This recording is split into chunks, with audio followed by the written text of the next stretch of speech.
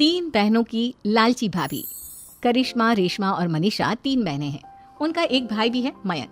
मयंक अपनी बहनों को बहुत प्यार करता है, लेकिन मयंक की पत्नी सविता इस मामले में मयंक से बिल्कुल ही अलग है। वो अपनी ननदों का जितना बुरा कर सकती है उतना बुरा करती ही रहती है और अपनी ननदों पर हुक्म भी चलाती है। करिश्मा, करिश्मा, तुमने अभी तक नाश्ता नहीं बनाया? तुम्हारे भैया को ऑफिस जाने में देर हो रही है। हाँ भाभी, बस अभी बनाती हूँ। करिश्मा, तुम ये ढीलापन छोड़ दो। कल को पराये घर जाना है। वहाँ अगर तुम इस तरह से काम करोगी तो लोग क्या कहेंगे कि माँ ने और भाभी ने कुछ सिखाया नहीं। और तुम्हारी दोनों बहनें कहाँ है? रेशमा मार्केट गई है और मनीषा सो रही है। क्या? सुबह के 8 बज रहे हैं और ये महारानी अभी भी सो रही है? ये कहते हुए सविता अपनी सास दुर्गा देवी के पास जाती है। माँ जी, देख रही हो अपनी बेटियों के तौर तरीके? क्या हुआ बहू, सुबह सुबह क्या कर दिया मेरी बेटियों ने? अरे एक तो अभी अभी उठकर किचन में गई है, दूसरी सुबह सुबह बाहर चली गई और तीसरी अभी तक सो रही है। क्या करूं मैं इन तीनों का, मैं तो परेशान हो गई हूँ। जाकर उठा उसे और रेशमा से मैं बात करती हूँ। सविता सीधा मनीषा के कमरे में जाती है और उससे कहती है, महारानी जल्दी उठो, सूरज सर पर आ गया है। भाभी थोड़ी देर और सोने दो ना, मैं रात को लेट सोई थी। वो क्या ना, यूनिट टेस्ट चल रहे हैं। शराफत से उठती है या नहीं, या फिर पानी की भरी बाल्टी डालूं तेरे ऊपर? नहीं भाभी, मुझे बिस्तर में नहीं लाना, उठती हूँ मैं। मनीषा जल्दी से उठकर बाथरूम में चली जाती है। सभी आराम से बैठकर नाश्ता कर रहे होते हैं कि तभी रेशमा बाजार से हाथ में सामान लिए आ जाती है। रेशमा को देखते ही सविता उस पर बरस पड़ती है।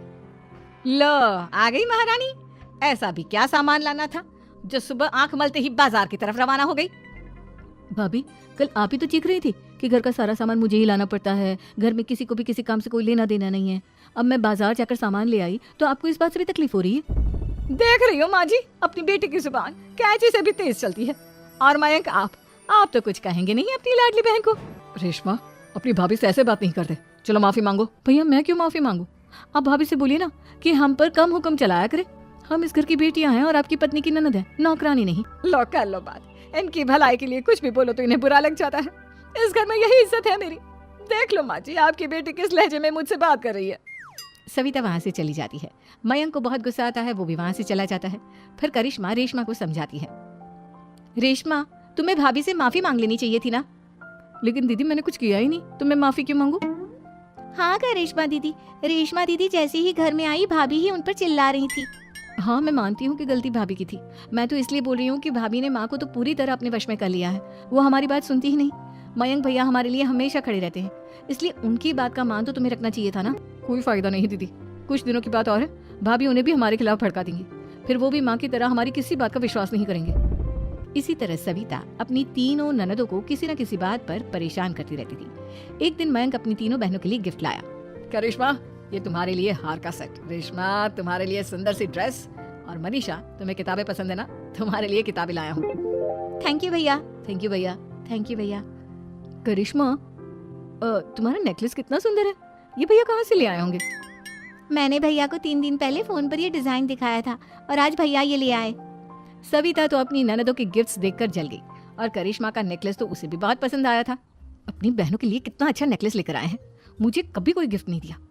मैं आज ही ये हार चुरा लूंगी। रात में सविता करिश्मा का हार चुरा लेती है और इसी तरह उसे अपनी ननदों की जो भी चीज अच्छी लगती वो उसे मांगती नहीं, बल्कि रात के अंधेरे में चुरा लेती।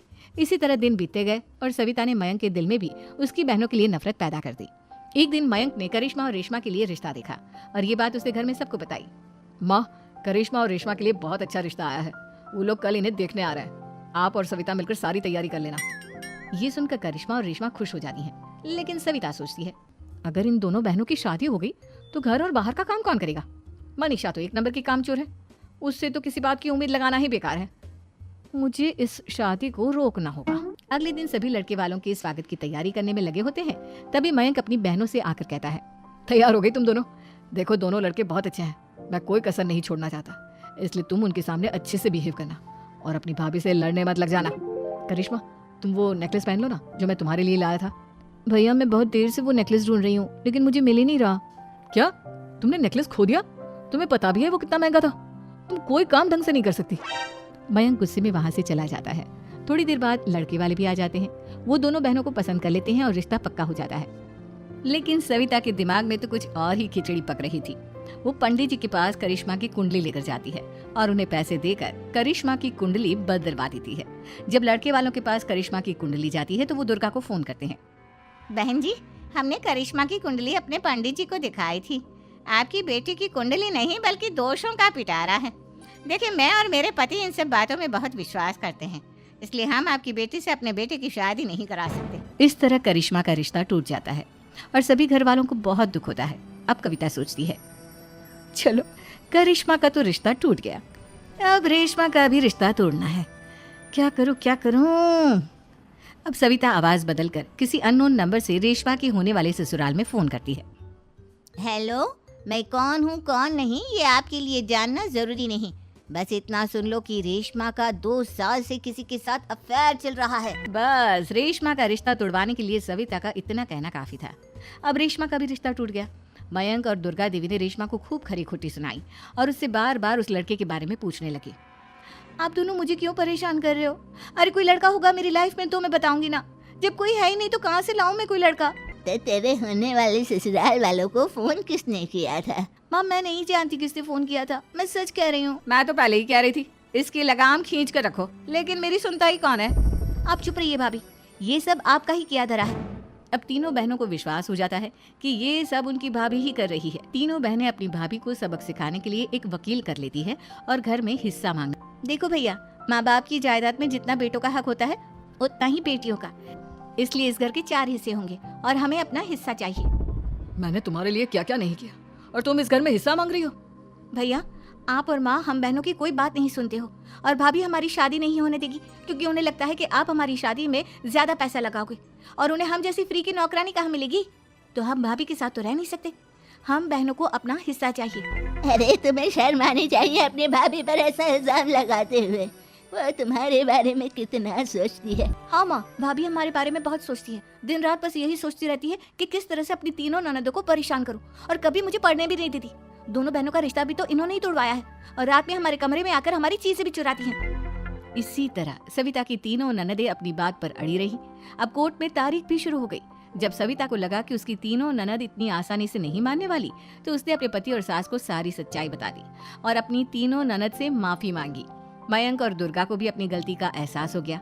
अब सविता खुद करिश्मा और रेशमा के लिए अच्छा रिश्ता ढूंढती है और उनकी शादी करवाती है।